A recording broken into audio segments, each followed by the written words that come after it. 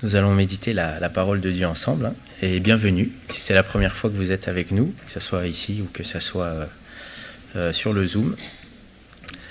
On est heureux de pouvoir méditer la parole de Dieu ensemble, et j'ai à cœur ce matin de parler, alors peut-être que ça va être une série, sur ce thème suivant, c'est qu'est-ce que la véritable Église ? C'est quoi l'Église ? En d'autres mots. Est-ce que vous êtes déjà posé la question ? On en parle régulièrement, mais je crois que c'est important d'approfondir cela. Pourquoi ? Parce que, en fonction de la perception qu'on a de l'Église, il y a plein de choses qui vont conditionner nos choix ou notre manière d'être ensemble. Hier, j'avais été invité à boire un café chez une famille de l'Église, et dans la discussion, cette famille, elle me disait, voilà, on habite très loin, le mardi soir, venir à la prière, c'est pas possible. Donc ce qu'on fait, c'est qu'on se réunit à 4-5, là, parce qu'ils habitent ensemble, et puis on prie tous les lundis après-midi, parce que c'est le créneau. Ils me disaient, est-ce que c'est bien ? J'ai dit, oui, c'est bien. Mais vous voyez la perception de l'Église. Est-ce qu'il faut qu'on soit tous au même endroit pour prier ? Est-ce que c'est ça une Église qui prie ? Mais pour certains, si. Pour d'autres, non. Vous voyez la perception que l'on a de l'Église. Alors je les ai encouragés.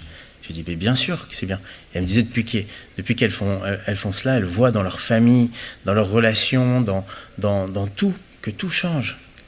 Et effectivement, c'est un principe biblique. Vous voyez, quelle est la vision que j'ai de l'Église ? C'est important de nous poser cette question parce qu'il y a beaucoup de choses qui en découlent. Et j'aimerais commencer par un texte. On va voir... avant de rentrer plus profondément dans le sujet, un principe, on va aller dans le livre de Jérémie, au chapitre 1er, et on va lire plusieurs versets. On peut lire à partir du verset 4. On va lire l'appel de Jérémie et sa vocation. Donc Jérémie, il va être prophète, c'est-à-dire que Dieu l'a choisi pour qu'il parle de sa part. C'est-à-dire que quand Jérémie parlait, Dieu lui communiquait sa pensée et le rendait capable de la transmettre. Et donc, Jérémie, chapitre 1er, verset 4. Donc c'est Jérémie qui parle et il dit « La parole de l'Éternel me fut adressée en ces mots. Avant que je t'ai formé dans le ventre de ta mère, je te connaissais. Et avant que tu sois sorti de son sein, je t'avais consacré, je t'avais établi prophète des nations. Je répondis « Ah, Seigneur éternel, voici, je ne sais point parler, car je suis un enfant. » C'est étonnant, hein. Souvent, les hommes que Dieu choisit, ils ont tous la même réaction, mais je ne sais pas parler. Moïse, Jérémie, bon. Verset 7. Et l'Éternel me dit, ne dis pas, je suis un enfant, car tu iras vers ceux auprès de qui je t'enverrai, et tu diras ce que je t'ordonnerai. Ne les crains point, car je suis avec toi pour te délivrer, dit l'Éternel. Verset 9. Puis l'Éternel étendit sa main et toucha ma bouche. Et l'Éternel me dit, voici, je mets mes paroles dans ta bouche. Regarde, je t'établis aujourd'hui sur les nations et sur les royaumes pour que tu arraches et que tu abattes, pour que tu ruines et que tu détruises, pour que tu bâtisses et que tu plantes. Amen. Donc on voit que l'appel de Jérémie, mais on voit qu'il va lui demander de bâtir, c'est le verset 10, mais avant de bâtir, il y a autre chose qu'il doit faire avant. Si on met le verset 10, Dieu dit « Je t'établis pour que tu arraches et que tu abattes, pour que tu ruines et que tu détruises, pour que tu bâtisses et que tu plantes. » Et on va retrouver un principe tout simple, c'est qu'avant de bâtir quelque chose, avant de planter des choses dans un champ, si on veut amener quelque chose et qu'il y a autre chose dessus, il faut l'enlever. Vous êtes d'accord ? Si vous voulez construire votre maison, que vous achetez un champ, mais qu'il y a une vieille maison dessus, c'est pas du tout celle que vous voulez, qu'est-ce que vous faites ? Hop, un coup de bulldozer. Si vous achetez un champ que vous voulez, je sais pas, semer du blé, qu'il y a du maïs dessus, Il faut enlever le maïs si on veut du blé, n'est-ce pas? C'est un principe c'est logique. Et il y a quelque chose qu'il nous faut comprendre, c'est que si on veut bâtir l'Église ensemble, je crois que c'est un désir pour plusieurs, il faut accepter que s'il y a quelque chose de l'Église qui n'est pas bon dans notre compréhension, dans ce que nous voyons, il faut accepter que le Seigneur l'enlève. Ça, c'est un principe qu'on retrouve dans toute la Bible. Et quel est l'outil que Jérémie va avoir pour arracher, pour abattre, pour ruiner, pour détruire, pour bâtir et pour planter? Eh bien, on le voit au verset 9. L'Éternel étendit sa main et toucha ma bouche. Et l'Éternel me dit, voici, je mets mes paroles dans ta bouche. On voit que la parole de Dieu, elle a un pouvoir, c'est de détruire ce qui doit être détruit, et c'est de bâtir ce qui doit être bâti. Et ça, je pense que quand on connaît la parole de Dieu et qu'on y a été exercé, c'est quelque chose qu'on connaît. Des fois, la parole de Dieu nous amène à renoncer à certaines choses. Mais elle amène aussi des choses que jamais on n'aurait pu espérer. Parce que c'est pas ça la nouvelle naissance. La parole de Dieu nous amène à renoncer à notre vieille manière de vivre et nous donne la capacité de vivre en nouveauté de vie. La parole nous donne un cœur nouveau, mais elle nous amène à perdre l'ancien. On ne peut pas avoir le vieux et l'ancien en même temps, n'est-ce pas? Et c'est un principe simple dans la parole, c'est qu'on le retrouve partout, mais pour gagner, il faut perdre. Pour obtenir, il faut renoncer. Pour vivre, il faut mourir. C'est le principe qu'on retrouve dans la parole, c'est le principe de la croix. Matthieu 10, 39, par exemple, Jésus va dire « Celui qui conservera sa vie, la perdra. Mais celui qui perdra sa vie à cause de moi, la retrouvera. » Eh oui. Ou j'ai noté aussi dans Matthieu 13, 44, Jésus dit « Le royaume des cieux est encore semblable à un trésor caché dans un champ. L'homme qui l'a trouvé le cache et dans sa joie, il va vendre tout ce qu'il a et achète ce champ. » On voit un homme qui a trouvé le trésor. Mais pour avoir le trésor, il va vendre tout ce qu'il a pour acheter le champ. C'est un principe. Et à un moment, on ne peut pas avoir quelque chose de nouveau si je n'accepte pas de perdre ce qui doit être perdu. Et même quand Jésus dit « Celui qui conservera sa vie la perdra », il y a le principe que pour gagner, il faut perdre, mais il y a aussi cet autre principe qui est biblique, que ce qu'on refuse de perdre, c'est ce qui nous perdra. Est-ce que vous êtes d'accord avec ça? Si Dieu nous demande de renoncer à certaines choses pour notre bien et qu'on refuse de renoncer, cette chose-là va nous perdre.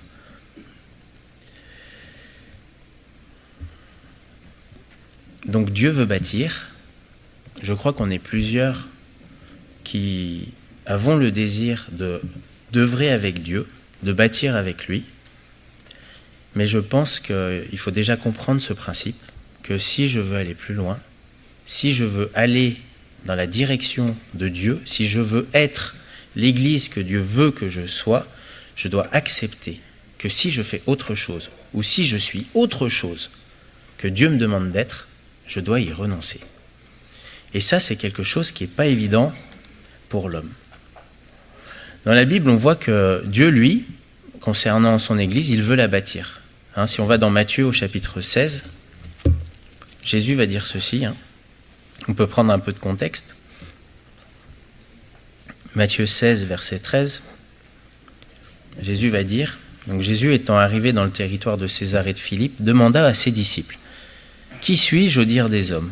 Moi le Fils de l'homme. » Ils répondirent, « Les uns disent que tu es Jean-Baptiste, les autres Élie, les autres Jérémie ou l'un des prophètes. Et vous, leur dit-il, qui dites-vous que je suis ?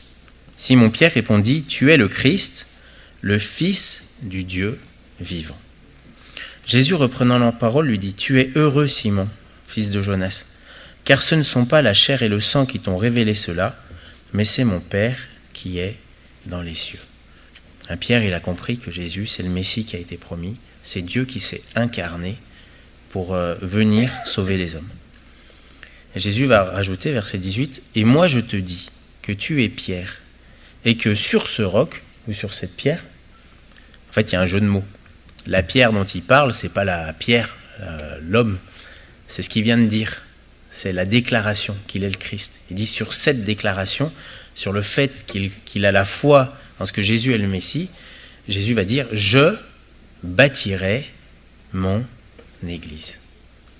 Et les portes du séjour des morts ne prévaudront point contre elle. » Donc Jésus va dire, il est clair, qu'il va bâtir son Église.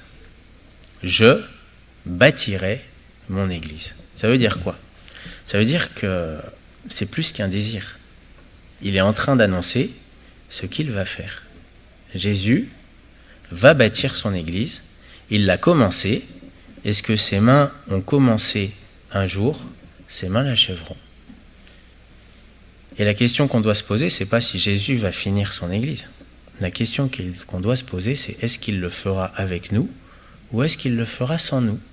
Parce que son Église, il l'achèvera. Et quand on aime l'Église, savoir ça, ça nous rend heureux. N'est-ce pas ? De savoir que Christ achèvera ce qu'il a commencé. Mais le fera-t-il avec nous ? Parce que une autre chose qu'on voit dans la parole, c'est qu'on peut participer à cette œuvre. Dans 1 Corinthiens chapitre 3, verset 9, l'apôtre Paul, il dit « Car nous sommes ouvriers avec Dieu ». C'est-à-dire, on œuvre avec Dieu. Vous êtes le champ de Dieu, l'édifice de Dieu. Donc d'un côté, Dieu veut et va bâtir sa maison, mais il nous fait la grâce de pouvoir participer à cette œuvre avec lui. On peut être ouvrier, co-ouvrier avec Jésus. Et je pense que, en discutant avec les uns et les autres, il me semble que c'est vraiment notre désir. Et je pense que si c'est notre désir, eh bien, il faut quand même réfléchir à cela. Ça fait maintenant plusieurs années qu'on a commencé cette église, en tout cas les rassemblements. Ça fait 4 ans et demi. Et c'est vrai que, pour ceux qui nous découvrent, à un moment on a tout quitté par la foi. C'était de la folie.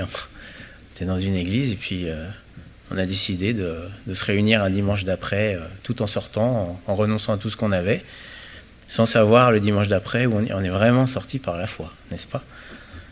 Et on a obéi à une direction qu'on avait reçue du Seigneur. Et vraiment, on n'a pas marché par la vue. Là, aujourd'hui, on a le local, le Zoom, la technique. Rappelons-nous, pour ceux qui étaient là. C'était bien. C'était dur, mais c'était bien. C'était la marche par la foi. Puis beaucoup se sont ajoutés en présentiel. Beaucoup nous ont rejoints par la visioconférence, parce qu'on l'a mis en place pendant le Zoom. Aujourd'hui, il y en a beaucoup qui nous suivent sur Internet, qui regardent les vidéos. Et on voit qu'il y a un mouvement. Il y a quelque chose que le Seigneur a amorcé. Et je pense que c'est important que nous puissions réfléchir ensemble à ce que le Seigneur veut. La Bible, elle dit « Celui qui réfléchit sur les choses trouve le bonheur ». Vous savez, c'est bien de réfléchir. Des fois, il y a certains prédicateurs qui disent « Non, il ne faut pas réfléchir, il faut juste obéir. Comprenez pas, c'est pas grave. » Non, c'est pas biblique ça. Jésus, il demandait souvent à ses disciples « Mais avez-vous compris ces choses ?» Jésus leur expliquait les Écritures. Et s'il utilisait des paraboles, c'était pour rendre compréhensibles des vérités qui étaient spirituelles. Jésus a toujours voulu que l'on comprenne, parce que quand on n'a pas compris la parole, on ne l'a pas reçue, tout simplement. Donc les paraboles, c'est pour simplifier le message de Dieu. Donc si, quand on utilise les paraboles, ça complexifie, il y a un souci. C'est pour rendre plus simple. Dans le livre d'Amos, au chapitre 3 et au verset 3, je vous lis dans la version Darby, c'est écrit « 2 hommes peuvent-ils marcher ensemble s'ils ne sont pas d'accord ? Ou sans s'être mis d'accord au préalable ?» Ben oui, c'est logique. Si on veut aller quelque part ensemble, il faut qu'on soit d'accord là où on veut aller, n'est-ce pas ? Et je pense que c'est important de s'accorder sur ce que nous voulons en tant qu'Église, sur ce que nous sommes et sur ce que nous voulons être. Je relis, 2 hommes peuvent-ils marcher ensemble s'ils ne sont pas d'accord ? Parce qu'on peut être d'accord sur là où on vient que c'était pas bien. Hein. Mais il faut être d'accord sur là où on va. Hein? Parce que si on n'est pas d'accord sur là où on va, bah, tôt ou tard, on va se séparer. Puisqu'on n'est pas d'accord sur la direction. Et on a tous une vision de ce qu'est l'Église. Si on n'est pas d'accord sur ce que doit être l'Église, bah, tôt ou tard, ça va créer de la tension et il va y avoir des choses qui ne vont pas. Et ça, on le voit dans les discussions. Par exemple, j'ai pris un exemple concret. Des fois, il y a des groupes de maisons, vous savez, des frères et sœurs qui sont sortis des grosses églises et qui sont des petits groupes dans les maisons. Et des fois, on en parle avec certains, mais ils sont heureux. Hein. Ah, c'est merveilleux, ils vivent la communion fraternelle. Et pour rien au monde, ils voudraient changer, quoi. Et puis on en voit d'autres. Oui, mais on n'est pas nombreux. On n'a pas de pasteur. Ils sont comme si c'était pas bien. Alors que pour d'autres, c'est très bien. Vous voyez la vision qu'on peut avoir. Certains veulent une grande église. Plus de monde. Alors est-ce qu'on veut que plus de gens soient sauvés ? Bah oui. Mais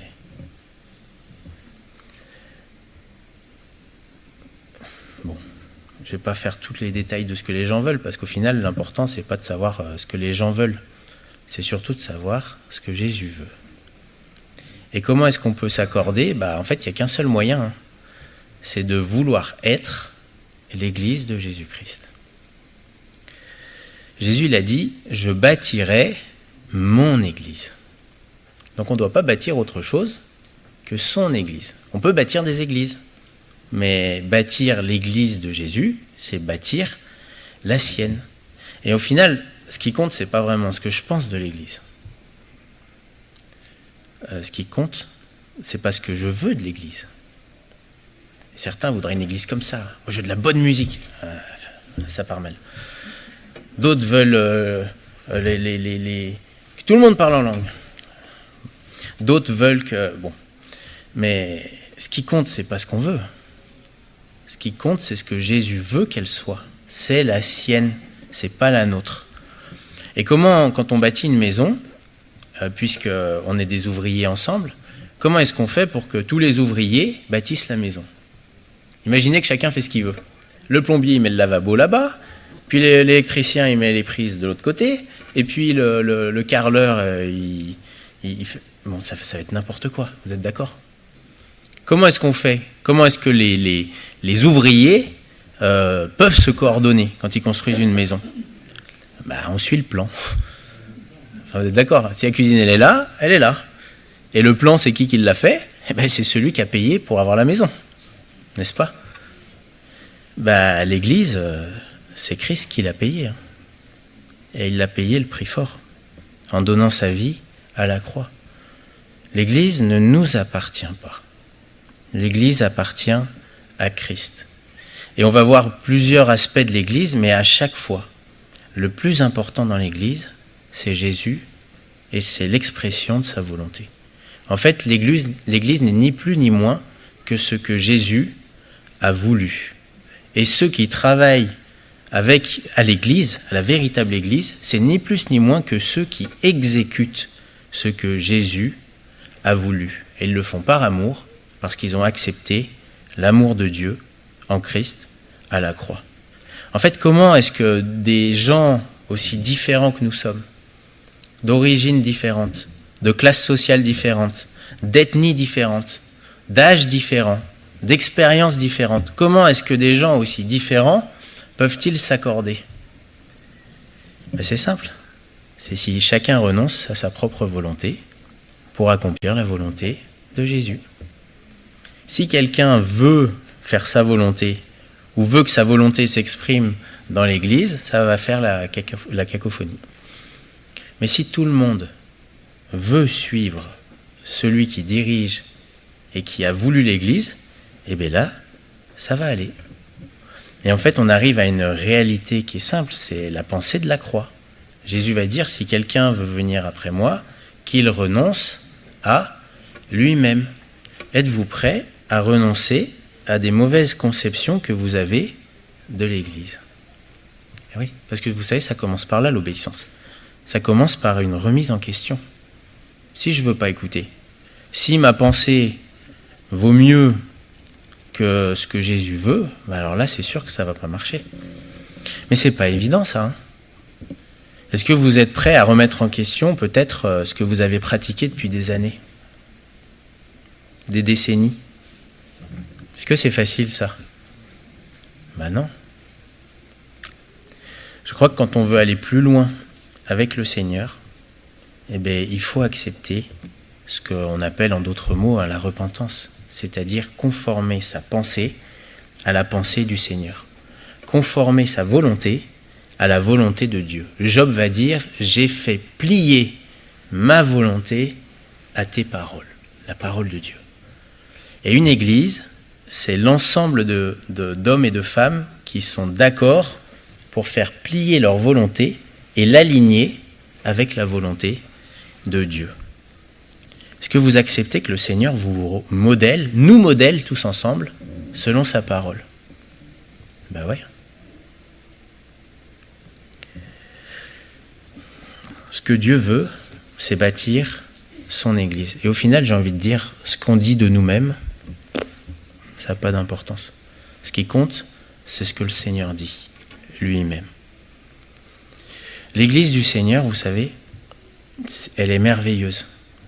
Et elle est là, elle existe. Hein. Des fois, on ne la voit pas, mais elle existe. Jésus va bâtir son Église, il ne va pas en bâtir une autre. Quand on lit, je vous le cite dans Actes 2, 47, c'est écrit « Et le Seigneur ajoutait chaque jour à l'Église ceux qui étaient sauvés. » Dans le livre des Actes, on voit quoi? On voit Dieu qui bâtit son Église. On voit les apôtres qui font des choses, et puis les frères et sœurs. Mais on voit surtout le Seigneur qui bâtit son Église. C'est lui qui ajoutait à l'Église ceux qui étaient sauvés. Donc, je pense que si on est l'Église que Dieu veut que nous soyons, eh bien, naturellement, le Seigneur va ajouter à l'Église ce qu'il veut. C'est lui qui va bâtir. C'est pas parce qu'on va chercher les gens qu'on bâtit l'Église. C'est parce que Dieu amène les gens qui doivent être au milieu de nous, qu'il bâtit son Église. C'est quelque chose de surnaturel. C'est lui qui l'a bâti. Et je pense que si on veut être son Église, alors il l'édifiera. Si nous sommes son Église. Puis la deuxième chose qu'on voit dans Matthieu 16, on l'a lu tout à l'heure, Jésus va dire mais qu'il bâtira son Église et que les portes du séjour des morts ne prévaudront point contre elle. L'Église que Dieu bâtit, elle est indestructible. Alors vous allez me dire, oui, mais pourquoi il y a des églises qui sont détruites? C'est pas l'Église. L'Église de Dieu est inaltérable parce qu'elle est spirituelle. Vous voyez, il y a plein de choses qui sont remises en question. Et l'Église, on peut la voir sous plein d'aspects. Alors je vais vous citer ceux auxquels j'ai pensé, hein, il y en a sûrement d'autres, mais l'Église, c'est ce qu'on va voir ce matin, c'est un édifice spirituel. L'Église, c'est un royaume de sacrificateurs. L'Église, c'est le corps de Christ. L'Église, c'est l'épouse de Christ. L'Église, c'est la famille de Dieu, des frères, des sœurs. Christ qui est notre frère. L'Église, c'est un cep et des sarments. L'Église, c'est un troupeau et son berger. L'Église, c'est un chandelier en or qui éclaire Christ. Bon voilà, j'ai fait... Ceux qui connaissent la Bible, normalement les textes y reviennent. Et il y a sûrement d'autres choses que j'ai oubliées. Mais c'est plein de facettes différentes d'une seule et même réalité spirituelle. Donc si on veut bâtir l'Église, en d'autres mots, il faut regarder ensemble ce qu'est le plan. Et le plan, on le trouve dans les évangiles, dans le livre des Actes, dans les apôtres, dans les écrits des apôtres, jusque dans l'Apocalypse. Alors, est-ce que vous êtes d'accord donc, pour qu'on bâtisse l'Église avec le Seigneur? Chacun est libre, mais je pense qu'il faut aller dans cette direction-là. Alors la question que je pense qu'on se pose tous, c'est qu'est-ce qu'il faut faire? Est-ce que vous voulez savoir ce qu'il faut faire? Erreur. Ça commence mal. C'est pas la bonne question. Je vous ai tendu un piège. Déjà, si on commence avec cette question, là, ça commence mal. Parce qu'on considère que l'Église, c'est des choses à faire. Alors que ce que le Seigneur veut, c'est pas qu'on fasse l'Église, c'est qu'on soit l'Église. C'est pas pareil. Avant de faire les mêmes choses qu'on lit que l'Église faisait dans le livre des Actes, je pense qu'il faut d'abord être la même Église qu'ils étaient. Vous voyez, on peut lire la parole de deux manières différentes. Certains lisent le livre des Actes, alors qu'est-ce qu'ils essayent de faire? Ils essayent d'imiter ce que faisait l'Église. Ils se réunissaient à Jérusalem, c'est écrit que par exemple, ils se réunissaient tous les jours dans le temple et dans les maisons. Un jour, il y a quelqu'un qui m'a posé la question, si c'est le cas, pourquoi l'Église elle n'est pas tous les jours ouverte? On n'est pas à Jérusalem. Vous voyez, on essaye d'imiter des conséquences d'une réalité qui est spirituelle. Plutôt que d'être la même Église, on cherche à faire ce que faisait cette Église. Et en fait, si on est honnête et qu'on regarde bien le livre des Actes, on voit qu'aucune des églises ne se ressemblait. Elles étaient toutes différentes dans leur forme. L'église de Jérusalem, c'était particulier. Il y avait le temple, ils se réunissaient tous les jours ensemble, ils étaient dans la même ville. Et Jérusalem, pour ceux qui y sont allés, c'est pas très grand. À Césarée, c'était différent. En Samarie, c'était différent. Dans certaines villes, on voit qu'ils se réunissaient des jours différents. Par exemple, à Troas, le premier jour de la semaine. On voit que c'était pas... On voit des réunions dans des maisons. Quand Eutychus il est tombé, on voit que Paul c'était dans une maison, à l'étage. On voit des réunions dans les synagogues, où ils s'entretenaient avec les Juifs. On voit des réunions dans une école à Éphèse, l'école de Tyrannus. On voit une réunion au bord d'une rivière, là où Lydie pensait qu'il y avait une réunion de prière.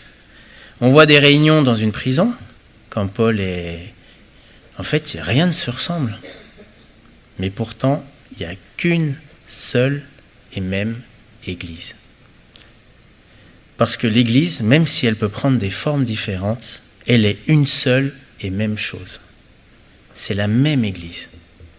Mais elle est différente. Pourquoi? Parce que le Seigneur, dans sa souveraineté, sait ce que l'Église doit être à tel endroit et ce que l'Église, la forme plutôt que l'Église doit avoir à tel endroit et la forme que l'Église doit avoir à un autre endroit. Et si je commence à vouloir bâtir l'Église en essayant d'imiter la forme extérieure de l'Église que l'on lit dans les Actes, eh bien on se trompe. Je ne sais pas si c'est clair. L'Église, c'est avant tout une réalité, une vérité spirituelle. C'est spirituel. Si je commence à raisonner en termes de dénomination, en termes de pasteurs, en termes de nombre de réunions, en termes de structure, si pour moi l'Église, c'est ça, je me trompe. Parce que ce n'est pas ça l'Église. Ça, ce n'est que des conséquences pratiques de l'Église. Et dès qu'on veut mettre en place quelque chose, nous, on se trompe. Est-ce que l'Église de Toulouse doit faire la même chose que l'Église de Groyer? Ou que l'Église de Bordeaux? Que l'Église en Alsace? Vous voyez, par exemple, je vous donne un exemple. La semaine, c'est quand c'était mercredi ou jeudi, je discutais avec les responsables de Bordeaux, et je disais, peut-être ce serait bien, parce que l'Église, elle est heureuse d'être ensemble. Et ça, c'est bien quand même. Sauf qu'ils ont leur local qu'une fois tous les 15 jours, le dimanche. Donc ça les frustre, ils aimeraient se voir un peu plus. Je dis, mais pourquoi on discutait, je dis, peut-être mettre une réunion en semaine. Oui, mais le soir, si on met une réunion le soir, c'est compliqué avec la circulation, etc. Après, il n'y a que des personnes qui ne travaillent pas quasiment. Je dis, mais pourquoi vous ne la faites pas un après-midi, quand il n'y a pas de circulation? Vous voyez comment on est cadré? La réunion de prière, c'est le soir. Mais où c'est écrit? Vous voyez comment on est clac?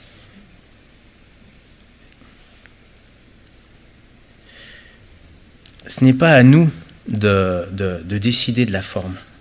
C'est le Seigneur qui est souverain et qui peut le faire.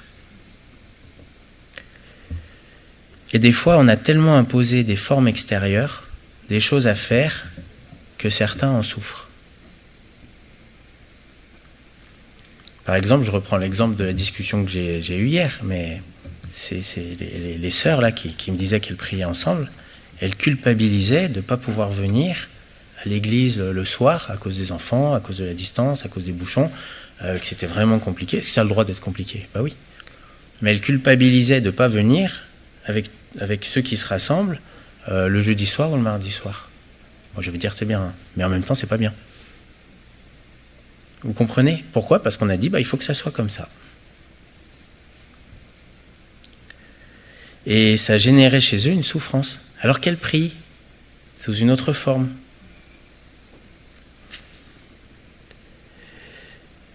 Certains culpabilisent d'être des églises de maison, alors que peut-être le Seigneur veut que ce soit comme ça, à cet endroit-là.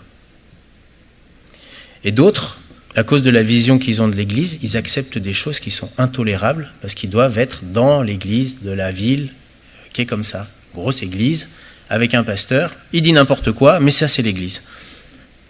Il est en train de me tuer à coups de fausse doctrine, mais c'est l'église. Ben non, c'est pas l'église. Je ne sais pas si vous comprenez.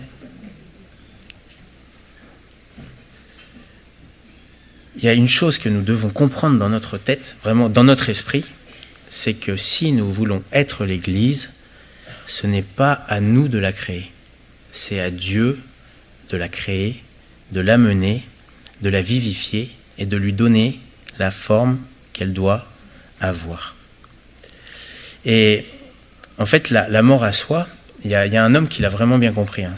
Si on lit dans le psaume 127, les 2 premiers versets, c'est Salomon. Salomon, il a bâti le temple. Le temple, c'est l'édifice, c'est vraiment l'image de l'Église. Et dans le psaume 127, verset 1er, donc c'est Cantique des degrés de Salomon. Donc Salomon, il a bâti le premier temple. Si l'Éternel ne bâtit la maison, ceux qui la bâtissent travaillent en vain. Si l'Éternel ne garde la ville, celui qui la garde veille en vain. En vain, vous levez-vous matin, vous couchez-vous tard, et mangez-vous le pain de douleur. Il en donne autant à ses bien-aimés pendant leur sommeil. Vous avez vu les paradoxes? Salomon. Bon, c'était pas n'importe qui, Salomon. Je pense que s'il y en avait un qui était compétent pour bâtir la maison, c'était lui. Hein. Les sous, il les avait. C'était le plus riche de la terre à l'époque. Quand on voit les richesses qu'il y avait à Jérusalem, bon, écoutez, j'ai envie de dire, l'or coulait à flot, mais littéralement. La sagesse, c'est lui qui en avait le plus aussi. Donc s'il y avait bien quelqu'un de compétent pour bâtir la maison de l'Éternel, c'était bien lui, n'est-ce pas? Et pourtant, il va dire que si c'est pas l'Éternel qui bâtit la maison, ceux qui la bâtissent travaillent en vain. Et dans l'hébreu, en vain, littéralement, c'est dans le vide. C'est pour le néant. Et même, ça peut être traduit pour de faux. C'est une illusion. Ce serait dommage qu'on fasse des choses qui, au final, sont du vide. Et on voit un autre paradoxe, c'est que il est parlé de certains qui se lèvent tôt le matin, se couchent tard et mangent le pain de douleur pour rien. C'est pas parce que je ferai une quantité d'efforts pour l'Église astronomique que ça veut dire que je travaille et je bâtis l'Église. Si c'est pas Dieu qui le fait, ça sert à quoi? À rien. Et d'un autre côté, les autres, ils font quoi, les bien-aimés? Ils dorment. Et c'est eux qui obtiennent. Ça parle du repos. Et c'est le repos de la foi. Si je pense que c'est moi qui fais l'œuvre, mais écoutez, on se trompe complètement. C'est Dieu qui fait l'œuvre. Il peut la faire au travers de moi, mais c'est lui. En gros, quand j'essaye de contrôler, quand j'essaye de faire moi, et je peux y mettre tous les efforts du monde. Si je sacrifie ce que je pense être sacrifiable à mes yeux, mais l'obéissance vaut mieux que les sacrifices. C'est pas mon sacrifice, c'est pas mes efforts qui feront que l'Église sera bâtie. C'est Dieu qui l'a bâtie. Vous voyez le paradoxe? Et des fois c'est triste, on en voit, ils se saignent pour l'Église, mais l'Église elle n'est pas édifiée. Et il y en a d'autres, ils sont dans le repos, ils sont calmes, ils sont bien, Ils font juste ce que le Seigneur leur demande, ni plus ni moins. Et le Seigneur bâtit son Église, parce qu'il y a une notion de foi. Avez-vous confiance que Dieu bâtit son Église? Avez-vous confiance qu'avec ou sans vous, il la bâtira? Ah ben, on est dans le repos alors, n'est-ce pas? Tout ne repose pas sur nos épaules. En fait, c'est quoi notre part? Notre part, c'est d'obéir. Salomon, qu'est-ce qu'il a fait? Il a juste fait ce que David lui avait transmis, le modèle. Il a juste bâti le plan. Et parce qu'il bâtissait le plan, c'est Dieu qui a bâti au travers de lui. Vous comprenez? Salomon, il n'a pas choisi ce qu'était le temple. Salomon, il a juste exécuté le modèle que Dieu lui avait transmis. C'est tout. Ni plus, ni moins. Mais ça, c'est important. Ni plus, ni moins que le modèle qui lui a été donné. Et quand on regarde le livre des Actes, c'est ce qu'on lisait tout à l'heure, dans Actes 2, 47, et le Seigneur ajoutait chaque jour à l'Église ceux qui étaient sauvés. Ce n'est pas l'Église qui allait chercher. Non, c'est le Seigneur qui les ajoutait. Acte 9, 31, il nous est dit, on peut le lire, l'Église était en paix, le repos de la foi. L'Église, elle n'était pas agitée, elle ne courait pas par monts et vaux. Elle était en paix dans toute la Judée, la Galilée, la Samarie, s'édifiant et marchant dans la crainte du Seigneur, le respect de Dieu. Et elle s'accroissait comment? Par l'assistance du Saint-Esprit. Écoutez, qui peut faire naître de nouveau? Qui peut arracher un homme au monde et le mettre dans l'Église? Est-ce que vous pouvez le faire? Est-ce que par vos efforts, vous pouvez le faire? Mais il n'y a que Dieu qui peut faire ça. Notre part à nous, c'est pas de faire la part de Dieu. Notre part à nous, c'est de faire juste ce qu'il nous demande. Et si on se pose la question, qu'est-ce que faisait l'Église? Si on devait résumer, l'Église, elle faisait quoi?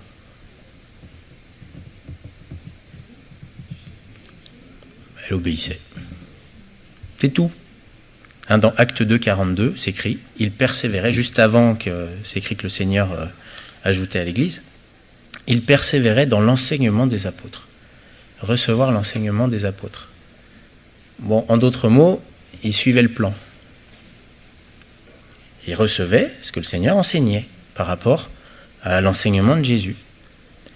Il persévérait dans la communion fraternelle. Il persévérait dans la fraction du pain, on y arrive après.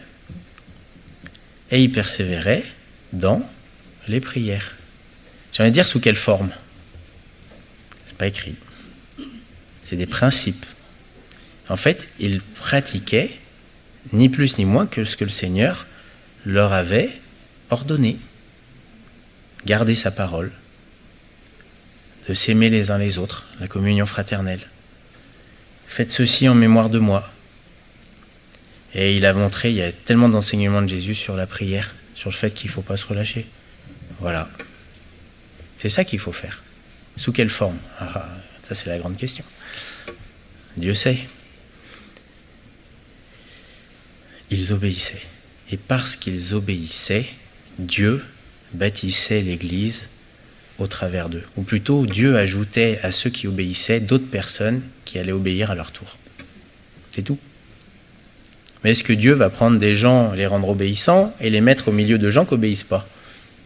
Est-ce que c'est comme ça qu'il va faire? Certainement pas. L'Église, donc j'ai dit, elle peut être plein de choses, et c'est vrai qu'elle est comparée à un bâtiment. Dans Éphésiens au chapitre 2, verset 19, alors il y a plein de textes qui en parlent, dans l'Éphésiens, dans les Corinthiens notamment, dans les Colossiens, dans plein d'épîtres.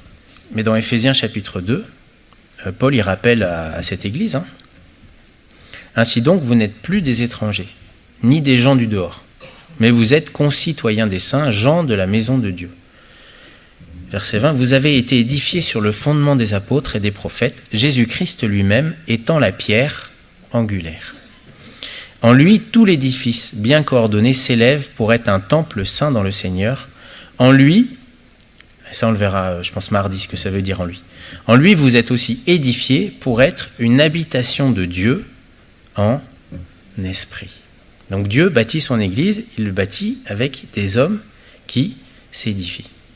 Et si on prend l'église sous l'angle du bâtiment, c'est-à-dire c'est une image pour illustrer des réalités spirituelles, l'église, c'est donc un ensemble de pierres vivantes que le Seigneur arrache du monde, hein. Vous n'êtes plus des étrangers, des gens du dehors, et il les édifie, d'accord ? Donc c'est un bâtiment qui grandit. Et je pense que pour un bâtiment, il ne faut pas avoir fait trop d'études pour ça, hein, pour le savoir, mais de quoi dépend la solidité d'un bâtiment ? De quoi ? La base, les fondations. Eh oui, bah oui. Si vous ne mettez pas de fondation, ça va pas tenir. Hein. Et Paul rappelle, hein, verset 20, vous avez été édifiés sur le fondement des apôtres et des prophètes, Jésus-Christ lui-même étant la pierre angulaire. C'est-à-dire que l'Église a un fondement, c'est Jésus lui-même et l'enseignement des apôtres. En fait, les apôtres, ils ont juste expliqué l'enseignement de Jésus et l'ont rendu concret pour l'Église. Hein, Jésus, il a dit, sur cette pierre, je bâtirai mon Église. La pierre, c'était qu'il était le Christ. Donc, ça veut dire quoi ? Ça veut dire que si je veux bâtir l'Église, je dois la bâtir sur ses fondations. Les fondations, c'est quoi ? C'est l'enseignement de Jésus. En fait, c'est la parole de Dieu. Ce qui est fondamental dans l'Église, c'est la personne de Christ et c'est sa parole. Dans 1 Corinthiens 3, verset 9, il s'écrit « Car nous sommes ouvriers avec Dieu. Vous êtes le champ de Dieu, l'édifice de Dieu. » Bon. Selon la grâce de Dieu qui m'a été donnée, j'ai posé le fondement comme un sage architecte et un autre bâti dessus. Bon. Paul, il était apôtre, hein, quand on voit ses épîtres, il expliquait l'enseignement de Jésus. D'accord ? Mais regardez ce qu'il dit. Il dit qu'il n'y a pas que lui, il y a d'autres qui travaillent.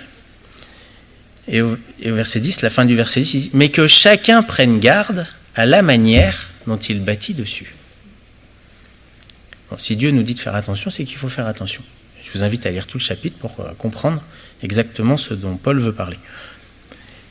Et au verset 11, regardez, « Car personne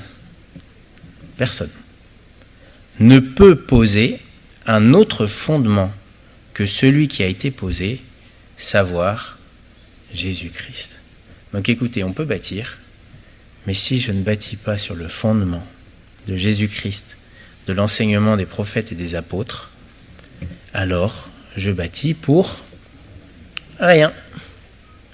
D'ailleurs, juste après, il y a cette image que le feu, il consume le foin, et il y a seulement les matériels nobles qui restent, mais ça, c'est ce qui reste sur le fondement. Ce qui est en dehors du fondement, c'est rien du tout, en fait, spirituellement parlant.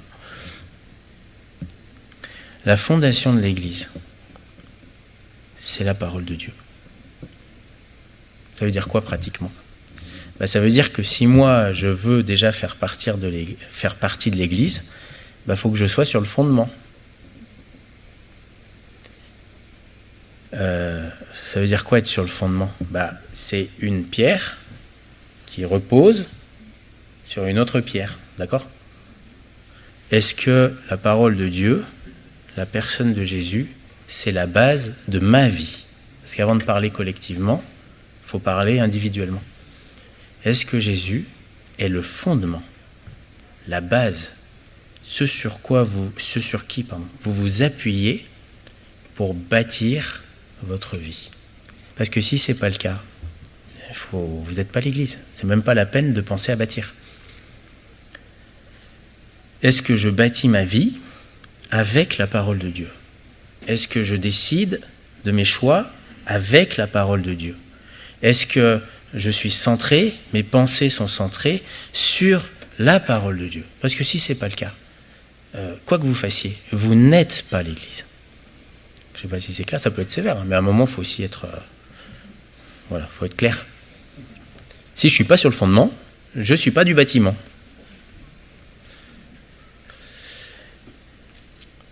Et la deuxième question que je dois me poser, c'est maintenant collectivement, est-ce que je fais partie de ceux qui reçoivent la parole et qui veulent la vivre ?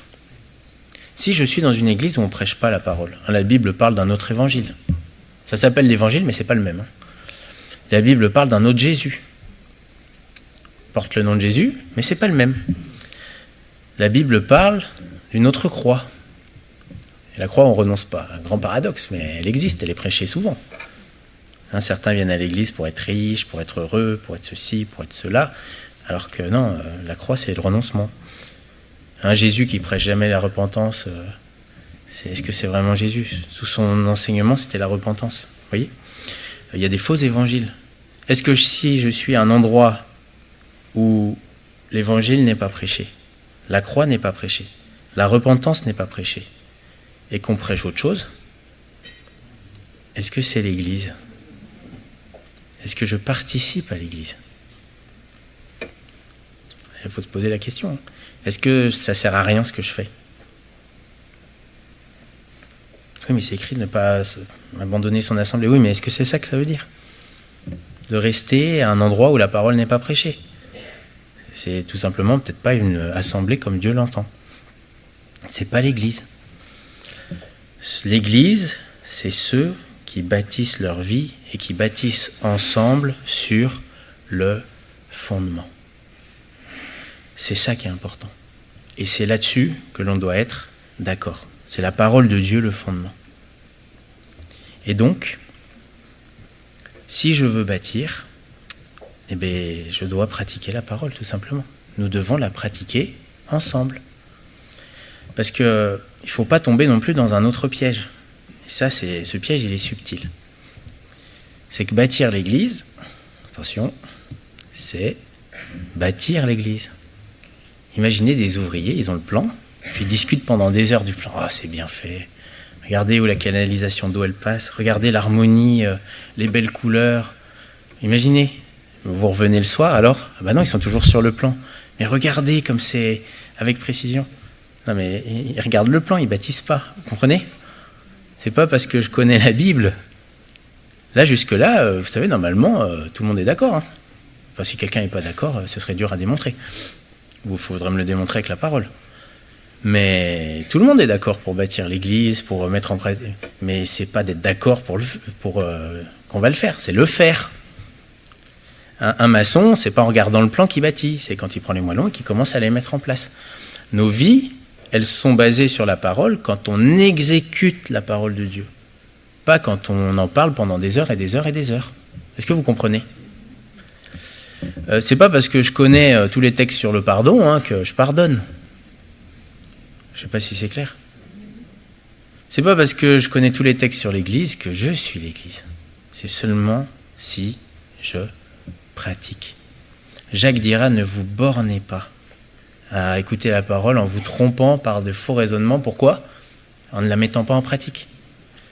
Écoutez la parole, écoutez, c'est pas ça dont vous avez besoin. Vous avez besoin, enfin si, vous avez besoin d'écouter, mais vous avez surtout besoin de la recevoir. Et la recevoir, c'est la pratiquer. Si je ne pratique pas la parole de Dieu, je ne l'ai pas reçue. Si j'entends et que je ne fais pas, je ne bâtis pas l'Église. Regardez dans Matthieu 7. Matthieu 7, c'est la conclusion du sermon sur la montagne. C'est vraiment l'enseignement, mais de base de Jésus. Un enfant peut comprendre ce que Jésus enseigne dans Matthieu 5, 6 et 7. Et il termine son enseignement comment? Verset 24. C'est pourquoi quiconque entend ces paroles que je dis et les met en pratique sera semblable à un homme prudent qui a bâti sa maison sur le roc. La pluie est tombée, les torrents sont venus, les vents ont soufflé et se sont jetés contre cette maison. Elle n'est point tombée parce qu'elle était fondée sur le roc inébranlable. Pourquoi? Parce qu'elle est sur le roc. Mais quiconque entend ces paroles que je dis et ne les met pas en pratique sera semblable à un homme insensé, un fou, un insensé, qui a bâti sa maison sur le sable. La pluie est tombée, les torrents sont venus, comme pour l'autre maison, c'est les mêmes épreuves. Les torrents sont venus, les vents ont soufflé et ont battu cette maison, elle est tombée et sa ruine a été grande. Si on regarde bien, les deux hommes, ils entendent les paroles. Verset 24, quiconque entend ces paroles. Verset 26, quiconque entend ces paroles. Le problème, c'est pas d'entendre la parole. Les deux, ils ont le plan. Le problème, c'est de la pratiquer. Parce que si j'ai le plan, et qu'en plus d'avoir le plan, je ne l'exécute pas, c'est quoi? C'est de la folie. Savoir ce qu'est l'Église et ne pas le faire, c'est de la folie. Bâtir sur le fondement, c'est pratiquer la parole de Dieu. Et je dois me poser cette question, est-ce que je pratique la parole de Dieu? Ou est-ce que je me borne à l'écouter? Parce qu'on peut s'illusionner.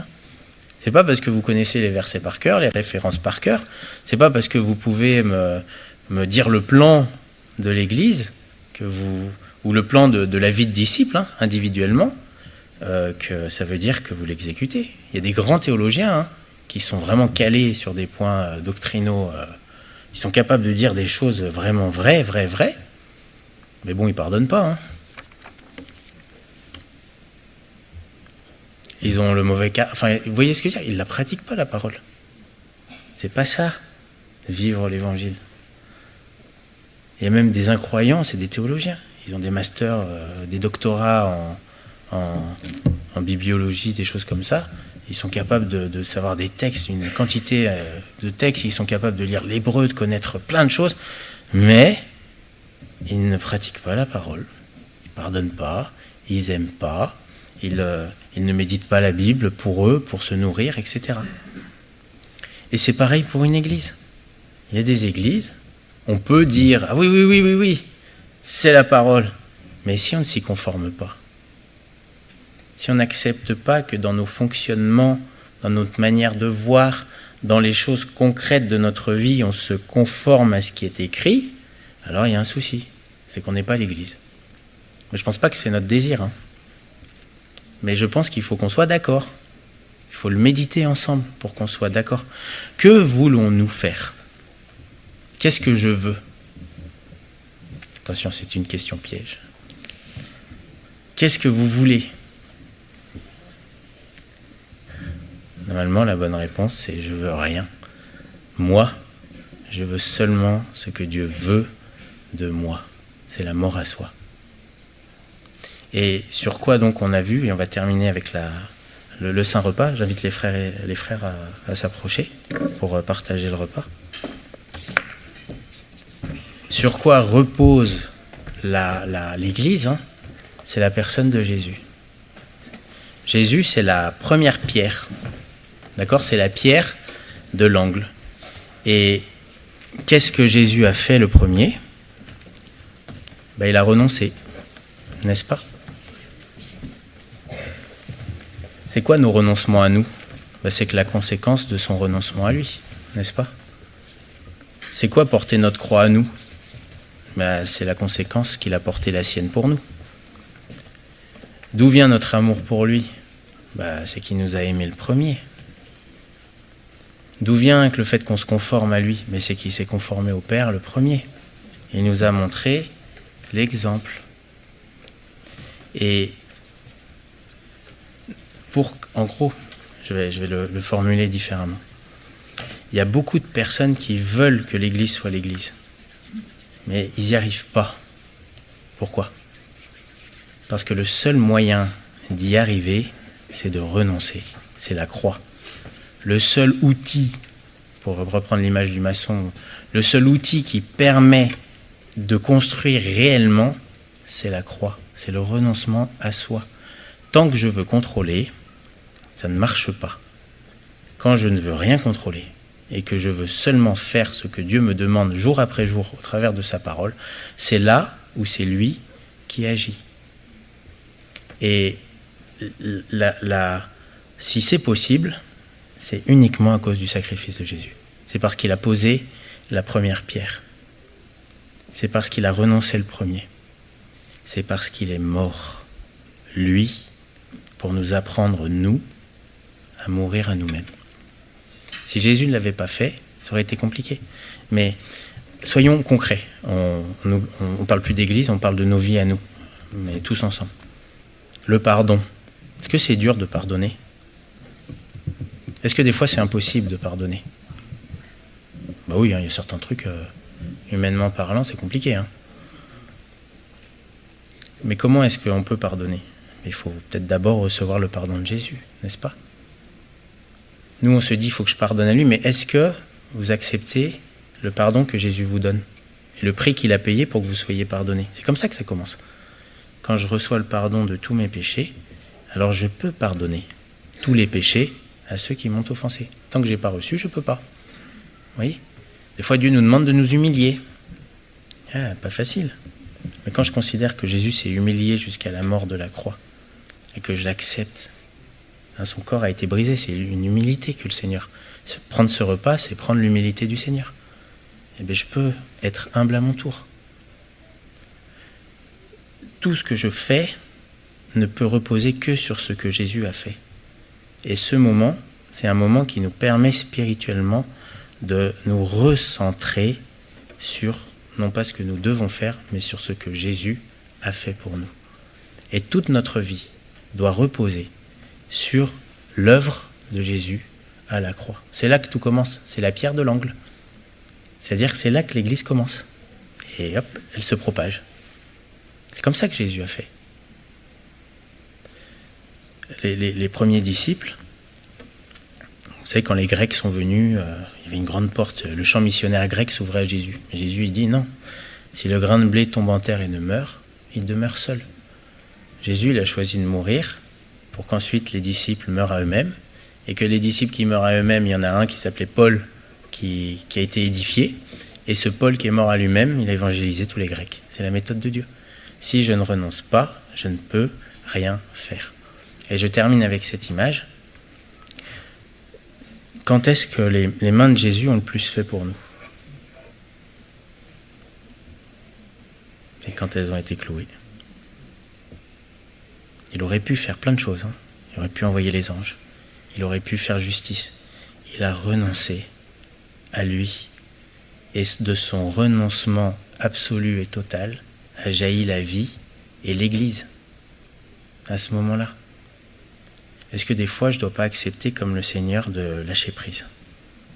D'arrêter de tout contrôler, d'arrêter d'avoir ces visions que je peux avoir des choses qui ne sont pas forcément bibliques et accepter que le Seigneur fasse son œuvre à lui. C'est marcher par l'esprit, hein, en d'autres mots. Alors on va se recueillir et on va prendre ce repas. Et prendre ce repas, c'est accepter l'œuvre de Jésus. Mais accepter l'œuvre de Jésus, c'est le recevoir pour soi, mais c'est aussi accepter de faire la même chose à notre tour. Nous te remercions, Seigneur, parce que tu veux bâtir ton Église et nous croyons, Seigneur, et nous l'avons vu, que lorsque nous avons cru en ta parole, lorsque nous nous sommes reposés sur elle, que nous nous sommes appuyés sur elle, lorsque nous l'avons pratiquée, alors effectivement, Seigneur, tout a changé. Nous étions des étrangers, des gens du dehors, et Seigneur, par ton esprit, tu nous as sauvés, et tu as fait de nous un temple. Mais Seigneur, ce que nous voulons, c'est non pas bâtir selon notre conception, selon notre vision des choses, nous voulons bâtir selon ta parole. Et nous croyons, Seigneur, que là où tu as posé la pierre, c'est lorsque tu es mort pour nous à la croix. Et à notre tour, Seigneur, nous voulons renoncer pour être co-ouvriers avec toi. Tu dis que celui qui veut te suivre, qu'il se charge de sa croix. Et Seigneur, nous voulons vraiment regarder à ta croix parce que ce que tu nous demandes de faire, tu l'as fait toi le premier pour nous. Merci parce qu'au travers de ce repas, nous y sommes confrontés. Et plus que de manger un morceau de pain et de boire du vin, Seigneur, nous pouvons saisir spirituellement ton œuvre à la croix et nous pouvons, Seigneur, l'imiter parce que tu nous en donnes la force par ton esprit. Nous te le demandons, Père, dans le nom de Jésus. Amen.